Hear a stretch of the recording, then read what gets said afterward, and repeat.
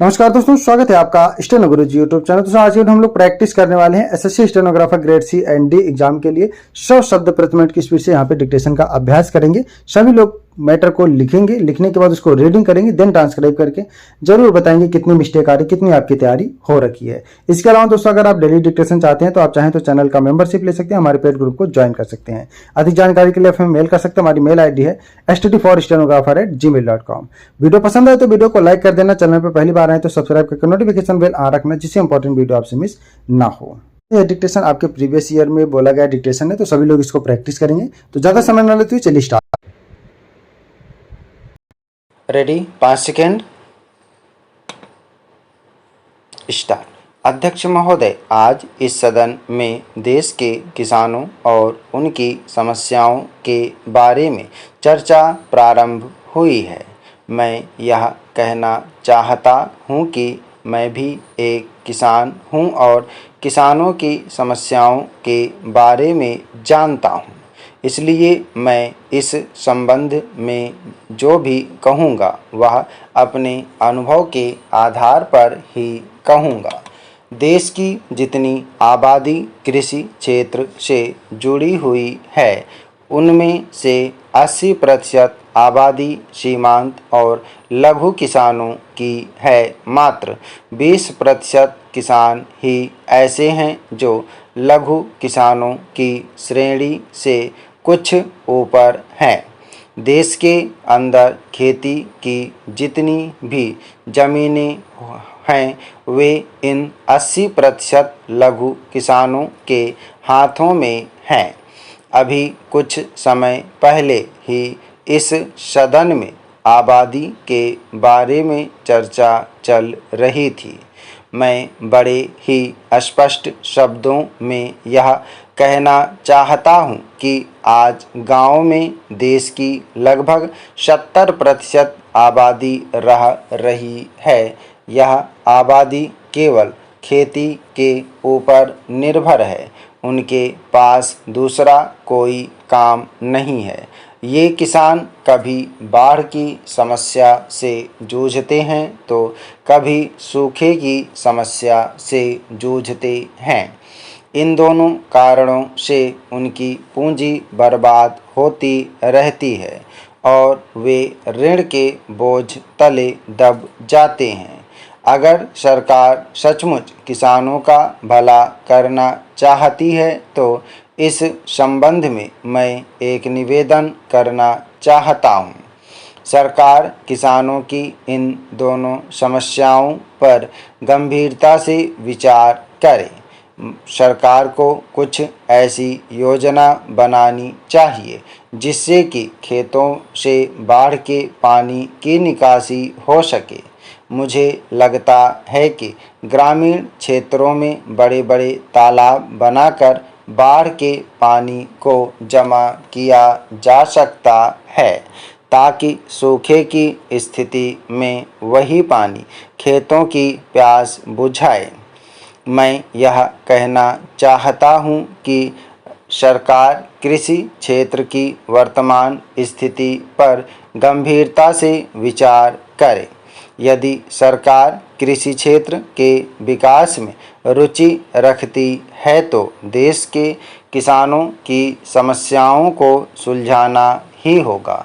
किसान इस देश की अर्थव्यवस्था के रीढ़ हैं, परंतु आज तक उनकी स्थिति सबसे बदतर बनी हुई है।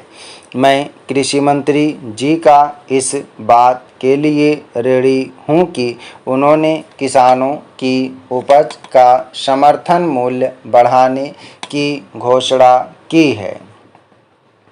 अध्यक्ष जी, मैं इस सदन के सभी माननीय सदस्यों का भी आभारी हूँ कि उन्होंने किसानों के कल्याण के लिए सदन में बहुत ही मूल्यवान और आदर्श विचार रखे। इस चर्चा से कई अच्छे सुझाव भी निकल कर आए हैं। कुछ सदस्यों द्वारा किसानों की आवश्यकताओं के बारे में अच्छी जानकारी भी दी गई। कुछ बातें किसानों के हित में ज़रूरी हैं।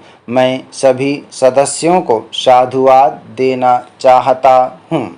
हम जानते हैं कि हमारा देश एक कृषि प्रधान देश है, परंतु यहाँ के किसानों की तरफ पिछले 72 सालों में सरकार ने पर्याप्त ध्यान नहीं दिया।